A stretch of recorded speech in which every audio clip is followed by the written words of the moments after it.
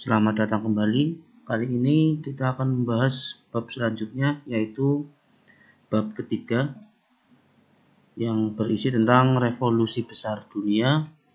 Di antaranya akan kita bahas revolusi Amerika, revolusi Prancis, revolusi Cina, revolusi Rusia, dan yang terakhir revolusi Indonesia.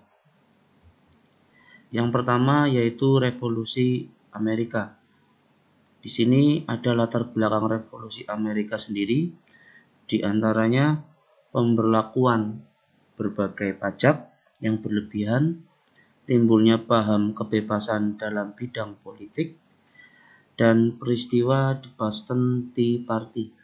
Jadi peristiwa The Boston Tea Party sendiri adalah protes politis atau politik yang menentang monopoli perdagangan di koloni-koloni milik Inggris pada waktu itu yang terjadi pada tanggal 16 Desember 1773. Peristiwa ini dilakukan dengan membuang impor teh milik perusahaan Inggris yang berlabuh di pelabuhan Boston di koloni daerah Massachusetts. Selanjutnya, jalannya revolusi Amerika yang pertama pada 4 Juli 1776, 13 koloni Amerika menandatangani Declaration of Independence. Dan pernyataan kemerdekaan ini menimbulkan ketegangan dan peperangan, terutama oleh pihak Inggris yang mengeklaim wilayah Amerika sebagai wilayah koloni atau bawahan dari Inggris. Yang ketiga, pasukan Amerika berhasil mengalahkan pasukan Inggris dan pada tanggal 3 September 1783, Inggris menandatangani perjanjian perdamaian Versailles di Prancis. Jadi pendatangan di Prancis sendiri ini ditandatangani oleh perwakilan Prancis di Paris, yaitu Raja George dari Inggris, dan perwakilan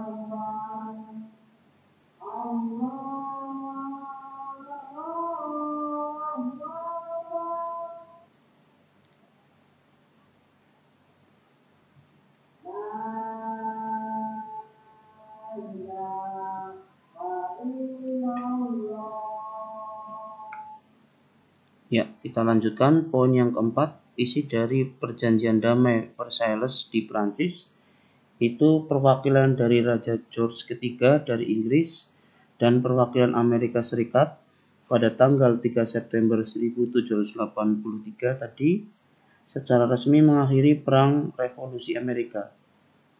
Perjanjian itu menetapkan batas-batas antara kerajaan Inggris di Amerika Utara dan Amerika Serikat.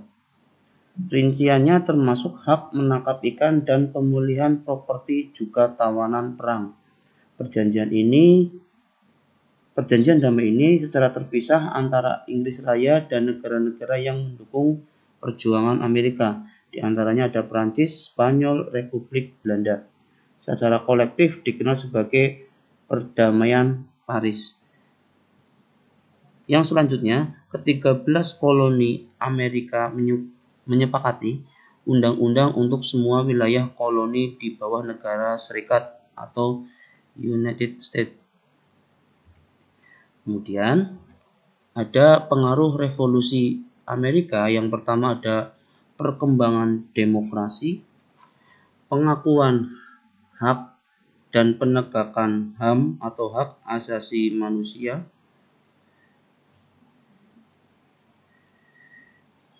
kemudian menginspirasi negara-negara jajahan untuk berjuang mendapatkan kebebasan dan kemerdekaan. Selanjutnya ada revolusi Prancis. Latar belakang revolusi Prancis, yang pertama munculnya filsuf atau pembawa pembaharuan. Filsuf sendiri itu adalah suatu istilah, atau menurut Kamus Besar Bahasa Indonesia, filsuf itu adalah ahli filsafat atau ahli fikir atau orang yang berfilsafat. Secara umum, istilah filsafat atau definisi filsafat dapat diartikan sebagai gagasan penuh pengetahuan, hikmah, dan kebijaksanaan. Sedangkan secara umum, filsafat adalah ilmu yang membahas segala fenomena yang ada dalam kehidupan serta pemikiran manusia secara skeptis dan bersifat kritis. Terus selanjutnya yang kedua, latar belakangnya ada absolutisme monarki. Nah, di sini absolutisme monarki suatu bentuk pemerintahan atau suatu bentuk pemerintah dalam bentuk kerajaan yang rajanya berkuasa secara mutlak dan tidak dibatasi oleh undang-undang. Yang ketiga ada ketidakadilan politik. Yang keempat, negara mengalami defisit. Jalannya revolusi Prancis pada tanggal 17 Juni 1789 sebagai anggota États Généraux atau pembentuk Dewan Nasional. Nah, Dewan Nasional ini adalah yang merubah sidang antara golongan-golongan menjadi sidang seluruh rakyat tanpa golongan. Nah, Dewan Nasional di sini menuntut peran politik yang seimbang dan pengakuan hak-hak rakyat, juga pembentukan undang-undang. Yang ketiga, jalannya revolusi Rusia. Raja Louis XVI berusaha membubarkan dewan tersebut, dan akhirnya rakyat menolak pembubaran Dewan Nasional, dan akhirnya penyerangan terhadap penjara Bastille oleh rakyat Prancis pada masa itu yang dianggap sebagai simbol absolutisme.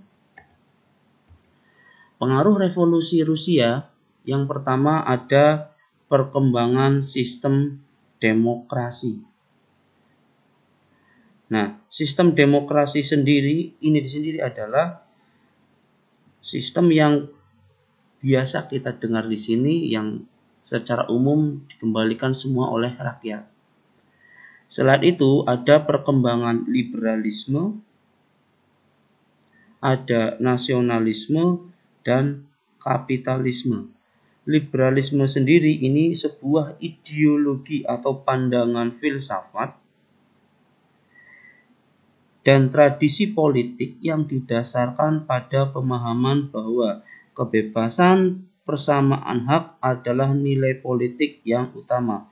Nah, secara umum, liberalisme itu sendiri adalah mencita-citakan suatu masyarakat yang bebas, dicirikan oleh kebebasan berpikir bagi individu, dan paham liberalisme menolak adanya pembatasan khususnya dari pemerintah atau agama.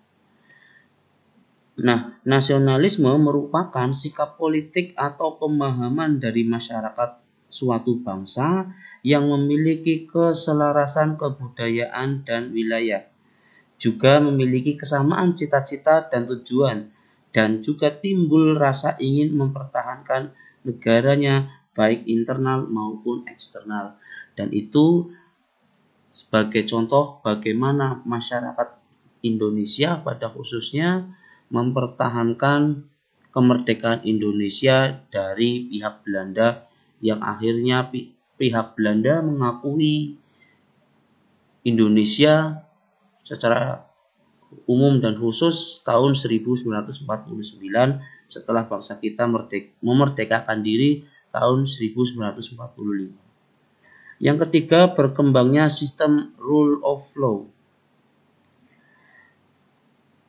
Sebelum kita membahas rule of law, secara singkat, kapitalisme itu adalah sistem ekonomi di mana perdagangan, industri, dan alat-alat produksi dikendalikan oleh pemilik swasta.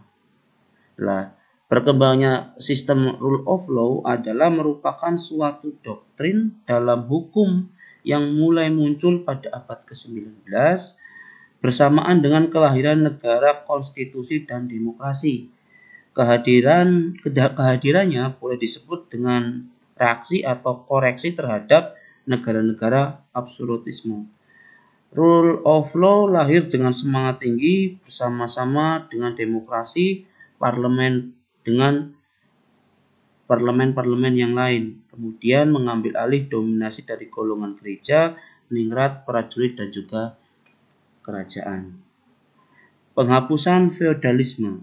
Nah, feodalisme di sini adalah sebuah struktur pendelegasian kekuasaan sosial politik, dan sistem feodalisme ini dilakukan oleh kalangan bangsawan untuk mengendalikan wilayah-wilayah yang bekerja sama dengan mereka. Kemudian kapitalisme semakin berkembang. Nah, kapitalisme ini adalah suatu sistem ekonomi di mana perdagangan, industri, dan alat-alat produksi dikendalikan oleh pemilik swasta dengan tujuan memperoleh keuntungan dengan ekonomi besar. Selanjutnya ada revolusi Cina. Latar belakangnya, yang pertama ada kekalahan Cina dalam perang candu yang pertama dan yang kedua. Yang kedua, pemberontakan dalam negeri. Yang ketiga, modernisasi Cina. Yang keempat, invasi Jepang atau serangan Jepang. Yang terakhir, berkembangnya paham-paham baru. Jalannya revolusi Cina pada tanggal 11 Oktober 1911, Sun Yat-sen menghendaki pembentukan pemerintahan Cina baru. Selanjutnya, Sun Yat-sen berusaha menyatukan Cina bagian utara dan Cina bagian selatan. Selanjutnya, perjuangan menyatukan seluruh Cina tercapai di bawah pemerintahan Chiang Kai-shek. Nah, kemudian berlanjut, Mao Zedong, seorang pemimpin komunis, berupaya menentang Chiang Kai-shek. Mohon maaf, bahasa Mandarin saya perlu belajar lagi, harap dimaklumi. Yang selanjutnya, perlawanan Mao Zedong membuahkan hasil. Pada tahun 1949, Chiang Kai-shek menyingkir ke Taiwan. Mao Zedong berhasil mendirikan negara Republik Rakyat Cina yang berideologi komunis, dan Chiang Kai-shek menyingkir ke Cina dan mendirikan negara republik di sana, dan pertikaian antara Cina dan Taiwan sampai sekarang masih berlanjut. Pengaruh revolusi Cina yang pertama adalah paham komunis berkembang ke seluruh dunia. Terpecah Cina Daratan atau RRC yang disingkat, yang artinya Republik Rakyat Cina, yang berhaluan komunis, dan Cina Kepulauan atau Pulau Taiwan yang sudah saya jelaskan di slide sebelumnya yang berhaluan nasionalis. Yang ketiga, keberadaan Cina mengancam dominasi negara-negara kapitalis. Selanjutnya, revolusi Rusia. Latar belakangnya ada 4 kurang lebih. Yang pertama ada terjadinya kesenjangan sosial dalam masyarakat. Yang kedua, pemerintah kurang menghargai hak-hak politik warga negara. Yang ketiga, muncul kelompok yang menentang kekuasaan Tsar Nicholas. Yang keempat, kekalahan Rusia dalam Perang Dunia Pertama, terutama terhadap negara Jepang. Jalannya revolusi Rusia secara singkat, revolusi pada bulan Februari 1917 diawali dengan pemogokan buruh di Petrograd. Para buruh bersama-sama dengan golongan menengah dan kaum proletar, yaitu golongan Bolshevik, melawan kekejaman pemimpin Tsar Nicholas II. Golongan kadet dan revolusioner membentuk pemerintahan baru yang menggantikan Tsar Nicholas. Revolusi Rusia pada bulan Oktober 1917 atau yang disebut dengan revolusi Bolshevik. Pengaruh revolusi Rusia yang pertama mempelopori pergerakan komunis, yang kedua membangkitkan semangat kaum petani dan buruh untuk meruntuhkan kapitalis dan imperialis. Yang ketiga, muncul negara Uni Soviet yang berhaluan komunis yang nantinya menjadi negara adidaya bersama dengan Amerika Serikat. Rusia menjadi negara yang maju. Nah, kita akan membahas revolusi Indonesia secara singkat. Yang pertama, latar belakang revolusi Indonesia. Yang pertama, perkembangan nasionalisme di beberapa negara Asia termasuk Indonesia. Upaya mempertahankan kemerdekaan dan menyelesaikan permasalahan administrasi negara. Yang ketiga, keinginan Belanda untuk menegakkan kembali kekuasaan di Indonesia. Jadi perlu digarisbawahi di sini, riwayat pendudukan Belanda di Indonesia adalah Belanda tidak menguasai Indonesia kurang lebih selama 350 tahun. Tapi yang tepat, Belanda memerlukan waktu hampir 350 tahun kurang lebih untuk menguasai hampir dalam tanda kutip wilayah Indonesia saat ini. Bukan dalam arti Belanda menguasai selama 350 tahun, tapi yang tepat Belanda memerlukan waktu selama 350 tahun. Jadi itu ada penyimpangan sejarah oleh oknum pihak sejarawan di Belanda. Ada beberapa faktor akan kita bahas di pertemuan atau di video selanjutnya.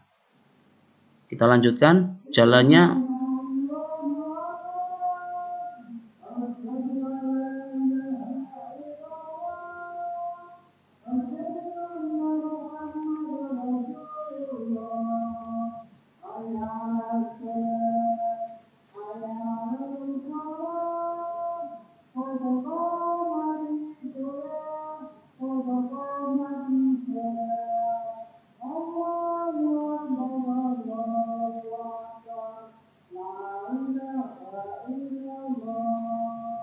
Jalannya revolusi Indonesia ada 2, yaitu perjuangan bersenjata dan perjuangan diplomasi. Fenomena ini sangat kental, terutama setelah abad ke-20.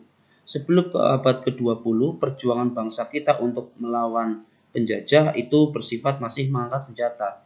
Itu pun masih bersifat kedaerahan.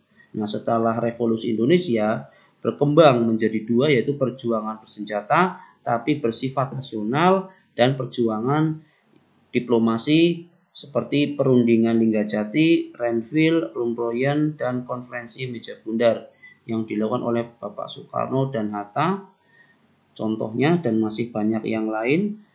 Kemudian perjuangan bersenjata secara fisik atau pertempuran, seperti halnya pertempuran Surabaya, pertempuran Ambarawa, Bandung Lautan Api, pertempuran Medan Area, pertempuran di Bali, dan serangan umum 1 Maret 1949 di Yogyakarta. Dan masih banyak lagi pertempuran-pertempuran daerah yang tidak dan masih banyak belum terekspos. Dan akhirnya dari perjuangan yang sangat panjang ini, Belanda akhirnya mengakui kemerdekaan Republik Indonesia pada 27 Desember 1949. Jadi bukan dalam arti Indonesia itu merdeka pada tahun ini, jangan salah persepsi, ini bagaimana bangsa kita mempertahankan kemerdekaan Indonesia. Karena Belanda ingin menguasai kembali bangsa kita. Kurang lebihnya seperti itu. Terima kasih. Tapi sebelumnya ada pengaruh revolusi Indonesia yang bisa kita rasakan saat ini. Yang pertama adalah bentuk negara kesatuan, pemerintahan republik, sistem presidensial, dan sistem demokrasi. Itu pengaruh revolusi Indonesia yang kita bisa nikmati sampai sekarang. Terima kasih. Apabila ada kekurangannya kami mohon maaf dalam pengucapannya. Selamat beraktivitas. Assalamualaikum warahmatullahi wabarakatuh.